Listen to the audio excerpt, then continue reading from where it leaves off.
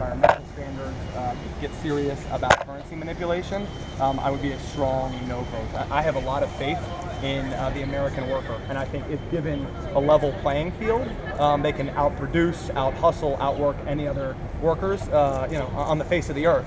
But that's not what I see in this deal. So, if you take a country like Vietnam, where, maybe don't quote me on this, I think the average daily wage around $2.75 a day. How is the American worker supposed to compete on that? So, I think fair trade before free trade, and I don't see that coming from TPP. PG, have you taken a position on the responsible Ohio development? I have not taken a position specifically on that. I have come out in favor of getting rid of old and frankly broken laws that are on the books. I look at the current laws around marijuana, and I see brutal drug dealers and cartels make billions of dollars. That money could be going to rebuilding roads and bridges.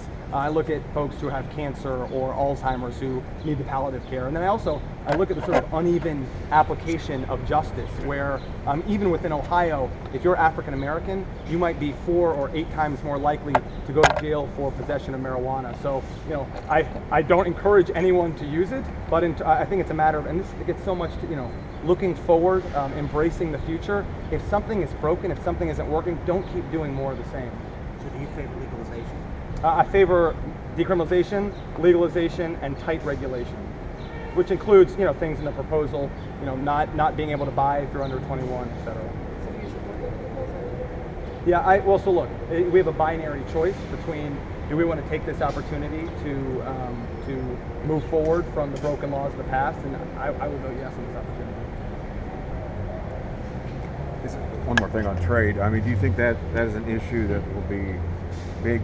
That's one you could emphasize in the race against Portman. I mean, will Ohioans really care about that? Will they get it, so to speak, the importance that you see it? Well, absolutely. There's huge contrast, and my ultimate opponent in this race is obviously Rob Portman. You won't find a sort of more ardent sort of pusher of bad trade deals, and I think he's been described or even described himself as a dedicated outsourcer, something along those lines. You look at NAFTA, which cost 5 million manufacturing jobs, and I think a lot of people say TPP could be the son of NAFTA. So this is just to me another example where Rob Portman is very out of step, very out of touch with Ohio workers and Ohio citizens. And if you look at when he was U.S. trade rep, the trade deficit with China exploded. So another reason I'm proud to lean into my candidacy.